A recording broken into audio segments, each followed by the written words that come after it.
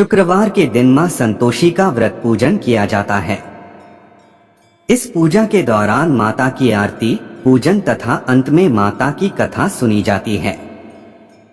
आइए जानें, शुक्रवार के दिन की जाने वाली संतोषी माता व्रत कथा का नियम, विधि और लाभ। आपसे छोटी सी विनती है, कथा पूरी सुनिएगा, क्योंकि कथा सुनने मात्र से ही मनचाही फल की इच्छा पूरी होती है। संतोषी माता व्रत कथा। एक बुढ़िया थी, उसके 7 बेटे थे। 6 कमाने वाले थे जबकि एक निकम्मा था। बुढ़िया 6 बेटों की रसोई बनाती, भोजन कराती और उनसे जो कुछ जूठन बचती वह 7वें को दे देती। एक दिन वह पत्नी से बोला, देखो मेरी माँ को मुझ पर कितना प्रेम है। वह बोली, क्यों नहीं, सबका झूठा जो तुमको खिलाती है। वह बोला, ऐसा नहीं हो सकता है, मैं जब तक आंखों से न देख लूं मान नहीं सकता। बहू हंसकर बोली, देख लोगे तब तो मानोगे। कुछ दिन बाद त्योहार आया। घर में 7 प्रकार के भोजन और चूरमे के लड्डू बने। वह जांचने को सिर दुखने का बहाना कर पतला वस्त्र सिर पर ओढ़े रसोई घर में सो गया। वह कपड़े में से सब देखता रहा। 6 भाई भोजन करने आए। उसने देखा माँ ने उनके लिए सुंदर आसन बिछा नाना प्रकार की रसोई परोसी और आग्रह करके उन्हें जमाया। वह देखता रहा। 6 भोजन करके उठे तब माँ ने उनकी झूठी थालियों में से लड्डुओं के टुकड़े उठाकर एक लड्डू बनाया। जूठन साफ कर बुढ़िया माँ ने उसे पुकारा, बेटा 6 भाई भोजन कर गए, अब तू ही बाकी है, उठ, तू कब खाएगा। वह कहने लगा, माँ मुझे भोजन नहीं करना, मैं अब परदेश जा रहा हूँ। माँ ने कहा, कल जाता हो तो आज चला जा। वह बोला, हाँ आज ही जा रहा हूँ। यह कहकर वह घर से निकल गया। 7वें बेटे का परदेश जाना। चलते समय पत्नी की याद आ गई।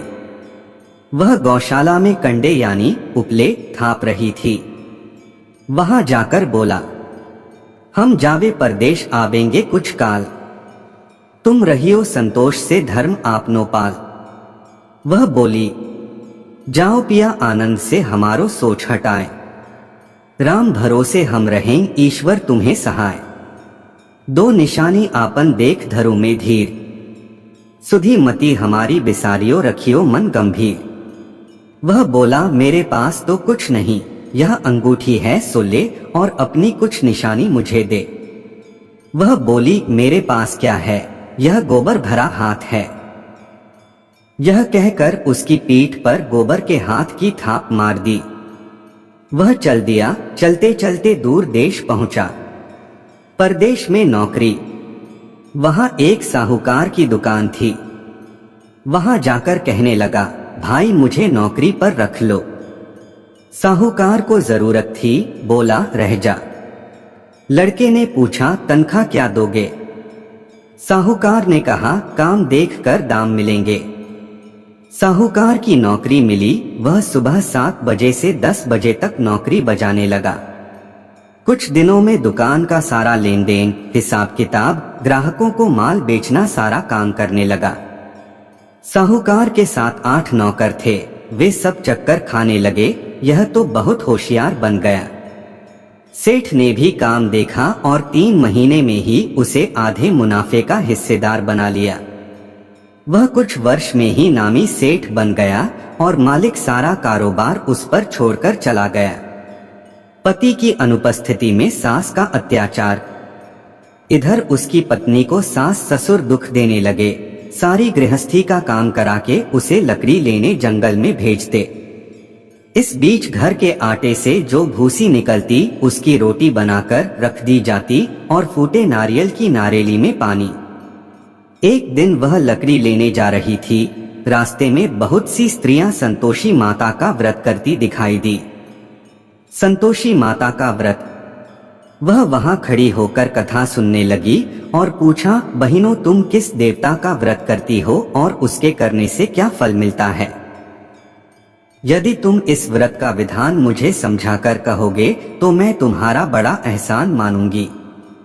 तब उनमें से एक स्त्री बोली, सुनो, यह संतोषी माता का व्रत है। इसके करने से निर्धनता, दरिद्रता का नाश होता है और जो कुछ मन में कामना हो सब संतोषी माता की कृपा से पूरी होती है। तब उसने उससे व्रत की विधि पूछी। संतोषी माता व्रत विधि। वह भक्तिनी स्त्री बोली, 1.25 आने का गुड़ चना लेना, इच्छा हो तो 5.25 आने का लेना या 1.25 रुपए का भी सहूलियत के अनुसार लाना। बिना परेशानी और श्रद्धा व प्रेम से जितना भी बन पड़े सवाया लेना। प्रत्येक शुक्रवार को निराहार रहकर कथा सुनना, इसके बीच क्रम टूटे नहीं, लगातार नियम पालन करना। सुनने वाला कोई न मिले तो घी का दीपक जला उसके आगे या जल के पात्र को सामने रखकर कथा कहना। जब कार्य सिद्ध न हो नियम का पालन करना और कार्य सिद्ध हो जाने पर व्रत का उद्यापन करना। 3 मास में माता फल पूरा करती है। यदि किसी के ग्रह खोटे भी हों तो भी माता वर्ष भर में कार्य सिद्ध करती है। फल सिद्ध होने पर उद्यापन करना चाहिए, बीच में नहीं। उद्यापन में 2.5 सेर आटे का खाजा तथा इसी परिमाण से खीर तथा चने का साग करना। 8 लड़कों को भोजन कराना, जहाँ तक मिले देवर जेठ भाई बंधु के हों, न मिले तो रिश्तेदारों और पास पड़ोसियों को बुलाना। उन्हें भोजन करा यथाशक्ति दक्षिणा दे माता का नियम पूरा करना। उस दिन घर में खटाई न खाना। यह सुन बुढ़िया के लड़के की बहू चल दी। व्रत का प्रण करना और मां संतोषी का दर्शन देना। रास्ते में लकड़ी के बोझ को बेच दिया और उन पैसों से गुड़चना ले माता के व्रत की तैयारी कर आगे चली और सामने मंदिर देखकर पूछने लगी, यह मंदिर किसका है? सब कहने लगे, संतोषी माता का मंदिर है। यह सुनकर माता के मंदिर में जाकर चरणों में लौटने लगी। दीन हो विनती करने लगी, माँ मैं निपट अज्ञानी हूँ, व्रत के कुछ भी नियम नहीं जानती, मैं दुखी हूँ। हे माता जगत जननी मेरा दुख दूर कर, मैं तेरी शरण में हूँ। माता को दया आई। एक शुक्रवार बीता कि दूसरे को उसके पति का पत्र आया और तीसरे शुक्रवार को उसका भेजा हुआ पैसा आ पहुँचा। यह देख जेठ जेठानी मुंह सिकोड़े लगे। लड़के ताने देने लगे, काकी के पास पत्र आने लगे, रुपया आने लगा, अब तो काकी की खातिर बढ़ेगी। बेचारी सरलता से कहती, भैया कागज आवे रुपया आवे, हम सब के लिए अच्छा है। ऐसा कहकर आंखों में आंसू भरकर संतोषी माता के मंदिर में आ मातेश्वरी के चरणों में गिरकर रोने लगी। माँ मैंने तुमसे पैसा कब मांगा है? मुझे पैसे से क्या काम है? मुझे तो अपने सुहाग से काम है। मैं तो अपने स्वामी के दर्शन मांगती हूँ। तब माता ने प्रसन्न होकर कहा, जा बेटी तेरा स्वामी आएगा। यह सुनकर खुशी से बावली होकर घर में जा काम करने लगी। अब संतोषी माँ विचार करने लगी, इस भोली पुत्री को मैंने कह तो दिया कि तेरा पति आएगा, लेकिन कैसे? वह तो इसे स्वप्न में भी याद नहीं करता।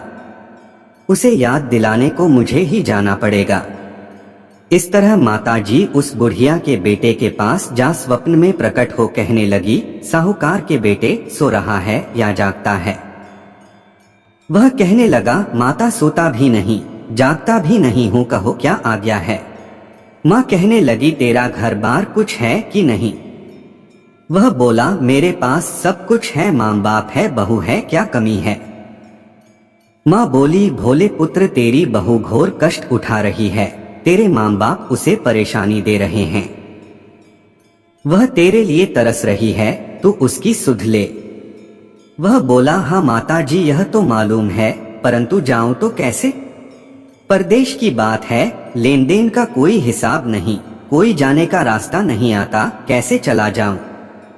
माँ कहने लगी, मेरी बात मान, सवेरे नहा धोकर संतोषी माता का नाम ले, घी का दीपक जला दंडवत कर दुकान पर जा बैठ।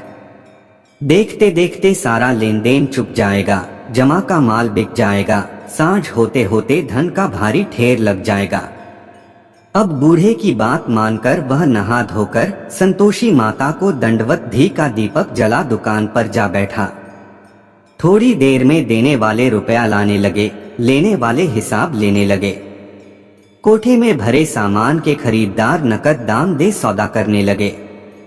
शाम तक धन का भारी ढेर लग गया। मन में माता का नाम ले चमत्कार देख प्रसन्न हो घर ले जाने के वास्ते गहना कपड़ा सामान खरीदने लगा। यहाँ काम से निपट तुरंत घर को रवाना हुआ। उधर उसकी पत्नी जंगल में लकड़ी लेने जाती है। लौटते वक्त माताजी के मंदिर में विश्राम करती। वह तो उसके प्रतिदिन रुकने का जो स्थान ठहरा, धूल उड़ती देख वह माता से पूछती है, हे माता, यह धूल कैसे उड़ रही है? माता कहती है, हे पुत्री, तेरा पति आ रहा है। अब तू ऐसा कर, लकड़ियों के 3 बोझ बना ले, एक नदी के किनारे रख और दूसरा मेरे मंदिर पर व तीसरा अपने सिर पर। तेरे पति को लकड़ियों का गट्ठर देख मोह पैदा होगा, वह यहाँ रुकेगा, नाश्ता पानी खाकर माँ से मिलने जाएगा। तब तू लकड़ियों का बोझ उठाकर जाना और चौक में गट्ठर डालकर जोर से आवाज लगाना, लो सासू जी, लकड़ियों का गट्ठर लो, भूसी की रोटी दो, नारियल के खेपड़े में पानी दो, आज मेहमान कौन आया है। माताजी से बहुत अच्छा कहकर वह प्रसन्न मन से लकड़ियों के 3 गट्ठर बनाई। एक नदी के किनारे पर और एक माताजी के मंदिर पर रखा। इतने में मुसाफिर आ पहुंचा। सूखी लकड़ी देख उसकी इच्छा उत्पन्न हुई कि हम यहीं पर विश्राम करें और भोजन बनाकर खा पीकर गांव जाएं। इसी तरह रुककर भोजन बना, विश्राम करके गांव को गया। सबसे प्रेम से मिला। उसी समय सिर पर लकड़ी का गट्ठर लिए वह उतावली सी आती है। लकड़ियों का भारी बोझ आंगन में डालकर जोर से 3 आवाज देती है, लो सासू जी, लकड़ियों का गट्ठर लो, भूसी की रोटी दो, आज मेहमान कौन आया है। यह सुनकर उसकी सास बाहर आकर अपने दिए हुए कष्टों को भुलाने हेतु कहती है, बहू ऐसा क्यों कहती है, तेरा मालिक ही तो आया है। अब बैठ, मीठा भात खा, भोजन कर, कपड़े घने पहन। उसकी आवाज सुन उसका पति बाहर आता है। अंगूठी देख व्याकुल हो जाता है। माँ से पूछता है, माँ यह कौन है? माँ बोली, बेटा यह तेरी बहू है। जब से तू गया है तब से सारे गांव में भटकती फिरती है। घर का कामकाज कुछ करती नहीं, 4 पहर आकर खा जाती है। वह बोला, ठीक है माँ, मैंने इसे भी देखा और तुम्हें भी, अब दूसरे घर की ताली दो, उसमें रहूंगा। माँ बोली, ठीक है, जैसी तेरी मर्जी। तब वह दूसरे मकान की तीसरी मंजिल का कमरा खोल सारा सामान जमाया। एक दिन में राजा के महल जैसा ठाट बाट बन गया। अब क्या था, बहु सुख भोगने लगी। इतने में शुक्रवार आया। शुक्रवार व्रत के उद्यापन में हुई भूल, किया खटाई का इस्तेमाल। उसने पति से कहा, मुझे संतोषी माता के व्रत का उद्यापन करना है। पति बोला, खुशी से कर लो। वह उद्यापन की तैयारी करने लगी। जेठानी के लड़कों को भोजन के लिए कहने गई। उन्होंने मंजूर किया, परंतु पीछे से जेठानी ने अपने बच्चों को सिखाया, देखो भोजन के समय खटाई मांगना, जिससे उसका उद्यापन पूरा न हो। लड़के जीमने आए, खीर खाना पेट भर खाया, परंतु बाद में खाते ही कहने लगे, हमें खटाई दो, खीर खाना हमको नहीं भाता, देखकर अरुचि होती है। वह कहने लगी, भाई खटाई किसी को नहीं दी जाएगी, यह तो संतोषी माता का प्रसाद है। लड़के उठ खड़े हुए, बोले, पैसा लाओ। भोली बहू कुछ जानती नहीं थी, उन्हें पैसे दे दिए। लड़के उसी समय हट करके इमली खटाई ले खाने लगे। यह देखकर बहू पर माताजी ने कोप किया। राजा के दूत उसके पति को पकड़ कर ले गए। जेठ जेठानी मनमाने वचन कहने लगे, लूट लूट कर धन इकट्ठा कर लाया है, अब सब मालूम पड़ जाएगा जब जेल की मार खाएगा।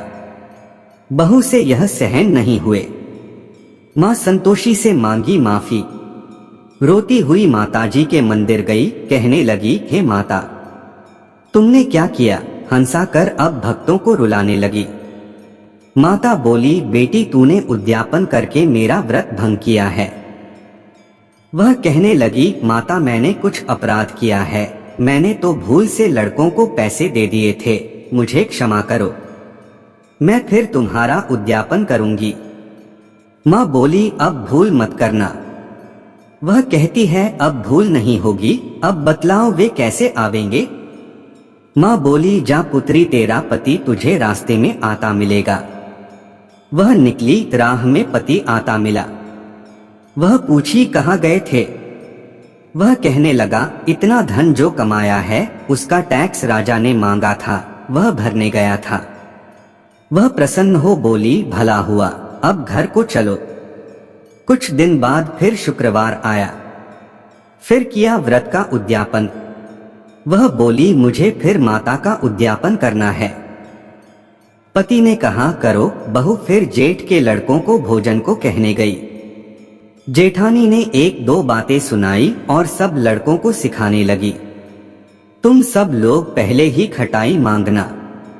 लड़के भोजन से पहले कहने लगे, हमें खीर नहीं खानी, हमारा जी बिगड़ता है, कुछ खटाई खाने को दो। वह बोली, खटाई किसी को नहीं मिलेगी, आना हो तो आओ। वह ब्राह्मण के लड़के लाकर भोजन कराने लगी, यथाशक्ति दक्षिणा की जगह एक एक फल उन्हें दिया। संतोषी माता प्रसन्न हुई। संतोषी माता का फल, माता की कृपा होते ही 9वें मास में उसके चंद्रमा के समान सुंदर पुत्र प्राप्त हुआ। पुत्र को पाकर प्रतिदिन माता जी के मंदिर को जाने लगी। माँ ने सोचा, यह रोज आती है, आज क्यों न इसके घर चलूं। यह विचार कर माता ने भयानक रूप बनाया, गुड़चने से सना मुख, ऊपर सूंड के समान होठ, उस पर मक्खियां भिन भिन कर रही थी। देहली पर पैर रखते ही उसकी सास चिल्लाई, देखो रे, कोई चुड़ैल डाकिन चली आ रही है, लड़कों इसे भगाओ, नहीं तो किसी को खा जाएगी। लड़के भगाने लगे, चिल्लाकर खिड़की बंद करने लगे। बहू रोशनदान में से देख रही थी, प्रसन्नता से पगली बन चिल्लाने लगी, आज मेरी माताजी मेरे घर आई है। वह बच्चे को दूध पीने से हटाती है। इतने में सास का क्रोध फट पड़ा। वह बोली, क्या उतावली हुई है। बच्चे को पटक दिया। इतने में माँ के प्रताप से लड़के ही लड़के नजर आने लगे। वह बोली, माँ मैं जिसका व्रत करती हूँ यह संतोषी माता है। सबने माता जी के चरण पकड़ लिए और विनती कर कहने लगे, हे माता, हम मूर्ख हैं, अज्ञानी हैं, तुम्हारे व्रत की विधि हम नहीं जानते, व्रत भंग कर हमने बड़ा अपराध किया है, जग माता आप हमारा अपराध क्षमा करो। इस प्रकार माता प्रसन्न हुई। बहू को प्रसन्न हो जैसा फल दिया वैसा माता सबको दे, जो पढ़े उसका मनोरथ पूर्ण हो। बोलो संतोषी माता की जय। माता संतोषी की कथा अच्छी लगी तो वीडियो को लाइक कर कमेंट्स में जय मां संतोषी जरूर लिखे। ऐसी ही कथा भागवत एवं धार्मिक कहानियों के लिए आप हमारे चैनल जय मां दुर्गा को सब्सक्राइब करें। यह कथा अपने परिजनों को भी भेजें। आपका धन्यवाद जी।